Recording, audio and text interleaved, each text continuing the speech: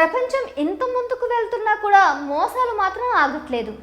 అందంతో ఎరవేసి వంచేవాళ్ళు, నమ్మించి గొంతు కోసేవాళ్ళు, బ్లాక్మెయిల్ చేసేవాళ్ళు, సైబర్ నేరస్తులు కుప్పలు కుప్పలుగా పెరిగిపోతున్నారు. అమాయకపు ప్రజలను నట్టెంట ముంచుతున్నారు.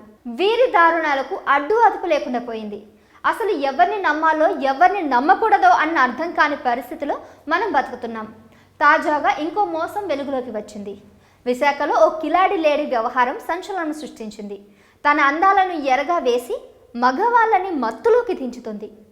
వాళ్ళు ఆ మత్తులో నుంచి తేరుకునే లోపే ముంచేస్తుంది. పైగా ఆమె మోసం చేసేది సాదాసీదా మగవాళ్ళని కాదు, బాగా చదువుకున్న వాళ్ళు, విదేశాల్లో సెటిల్ అయ్యి బాగా సంపాదించిన వారిని టార్గెట్ చేస్తుంది. వారిని మోసం చేసేందుకు సోషల్ మీడియాని వాడుకుంటుంది. ఎన్ఆర్ఐలకు వల వేస్తుంది. వారికి తన అందమైన ఫోటోలు పంపిస్తుంది. ప్రేమలో పడేసి పెళ్లి పేరుతో లైన్లో పెట్టేస్తుంది. వీడియో కాల్స్ చేసి ఉక్కిరి బిక్కిరి చేస్తుంది. చివరగా ఆమె మోహంలో పడ్డాక వాళ్ళ దగ్గర నుంచి దొరికిన కాడికి దోచుకుంటుంది. ఫైనల్ గా వారిని నిండా ముంచేస్తుంది. తన అందాలతో అబ్బాయిలను గల్లంతు చేస్తున్న ఆ లేడీ ఎవరు? పూర్తి వివరాలు డీటెయిల్స్ లోకి వెళ్తే,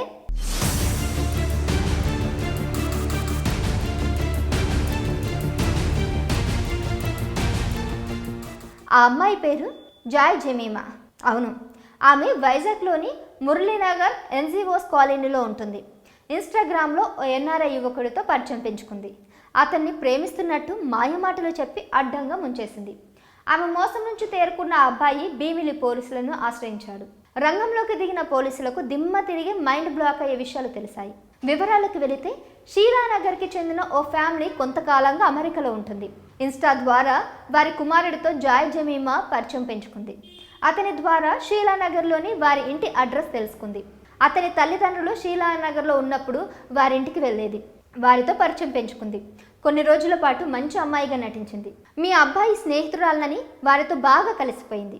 దాంతో ఇదే రైట్ టైం అనుకుంది. ఒక శుభదినాన వాళ్ళ అబ్బాయిని పెళ్లి చేసుకుంటానని అడిగింది. కానీ అతని తల్లిదండ్రులు అందుకు ఒప్పుకోలేదు.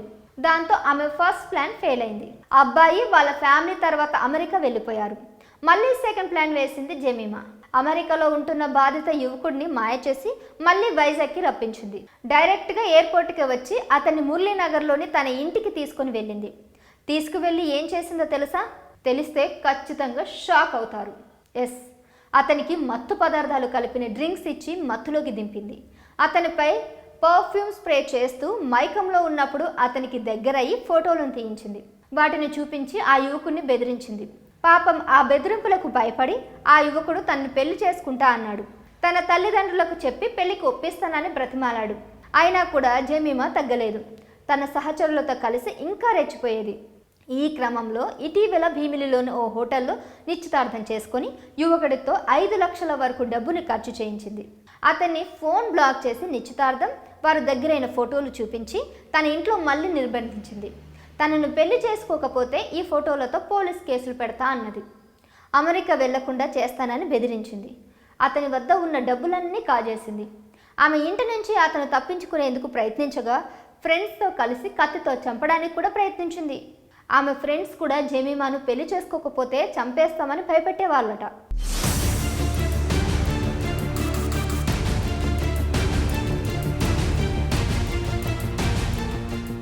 ఎట్టకేలకు ఈ నెల 4వ తేదీన బాధితుడు ఆమె నుంచి తప్పించుకున్నాడు. భీమిలి పోలీసులను ఆశ్రయించాడు. దీంతో పోలీసులు జమీమాను అదుపులోకి తీసుకున్నారు.